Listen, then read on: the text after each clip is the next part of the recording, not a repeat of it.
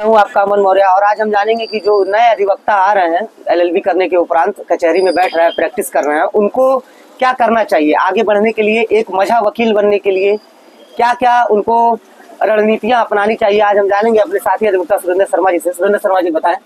देखिए अमन जी, हम आपसे बताना जरूर चाहेंगे कि जो भी नए जनरेशन जो लड़के हैं और अगर वो फर्स्ट जनरेशन लॉयर हैं तो समझिए उनको तो संघर्ष एकदम एक जो होता है ना, संघर्ष का पहाड़ों होता है ना, पहाड़ को आपको एकदम तोड़ना पड़ेगा। जैसे दशरथ मांझी है ना, दशरथ मांझी फाउंटेन मैन बनना पड़ेगा। समझिए आपको एकदम सेम वही बनना पड़ेगा। अगर आप फर्स्ट जनरेशन अगर लॉयर है तो आपको इतना मेहनत करना पड़ेगा कि उसकी कोई सीमा नहीं हो सकती है, अगर एक आप अच्छा अधिवक्ता बनना चाहते हैं तो। और अगर आप सेकेंड जनरेशन, जैसे आपकी पहली पीढ़ी भी उसमें वकालत पे सम रही है, तो उनको थोड़ा मेहनत कम करना पड़ेगा।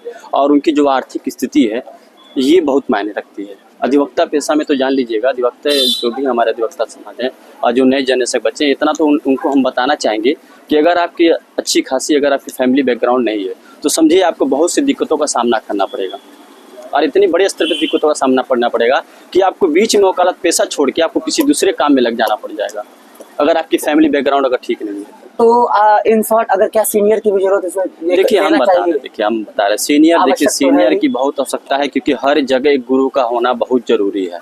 ठीक है, आप अगर एलएलबी किए हैं तो उसके लिए भी आपको गुरु ही रखना पड़ा है, क्योंकि आप स्कूल में जाते हैं वो गुरु हैं, तो ज्ञान आपको कहीं ना कहीं आपको किसी न किसी जगह पे गुरु की आवश्यकता पड़ेगी। ये तो आपको एकदम कन्फर्म है करना पड़ेगा। और रही बात जानते दिक्कत क्या, तो जैसे इनकम की जो बात होती है, तो आप नए जन से इसमें एलएलबी करते ही करते लोगों की 25 साल 26 साल उम्र हो जा रही है। अब फैमिली का अलग प्रेशर, फैमिली वाले क्या समझते हैं कि भाई बच्चा पढ़ चुका है एलएलबी, अब क्या करना है, अब तो इसकी लाइफ सेटल है, उसके बाद उसकी कम उम्र में शादी हो जाती है। तो कई चीज़ें दिक्कतें आती हैं जो स्टूडेंटों को, जो नए जनरेशन के लड़के हैं। सीनियर का जो व्यवहार रहता है वो अपने जमाने की बातें करते हैं कि हमारे जमाने में इस तरह से चलता था।